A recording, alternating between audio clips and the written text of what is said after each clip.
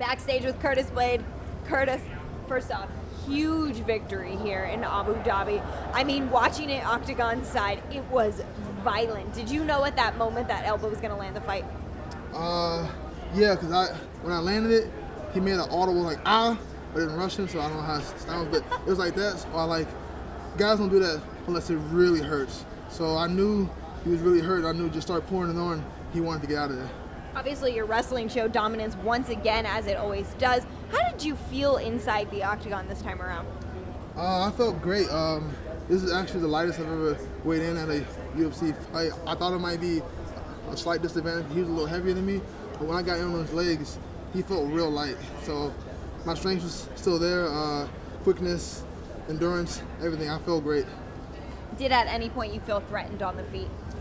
Not threatened, but I guess I kind of let people get in my head. Everyone's like, oh, are you worried about taking on a guy who's ranked number 9? You worried what that might do? So when he hit me, I was like, you know what? I can't play around with this guy. I'm going to do what I do best. Originally, I know Vinny wanted me to like go out there and show what we've been doing, but I think I'm going to save that for a higher ranked opponent. Big risk for bigger opponents. Okay, fair enough. Speaking of other opponents, what does the map look like for you right now? The only one I'm not going backwards anymore. I've done it twice now, being a company man for the UFC. Willis was ranked way below me, Shamil also, but I appreciate it. But I want someone ranked higher than me. I want to move up in the rankings. I know I'm not going to move up after this fight. This is the paycheck, which I do appreciate, but I'm trying to move up in the rankings and get that title shot.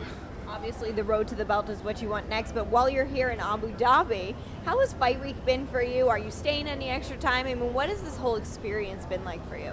It's been a great experience. Without the UFC, I don't think I would have gone to half the places I've been. I never thought I'd go to Beijing, Australia. I never thought I'd be to the Middle East or the United Arab Emirates. This has been great. The only drawback, I think, is the humidity. This is one of the most humid places I've ever been to.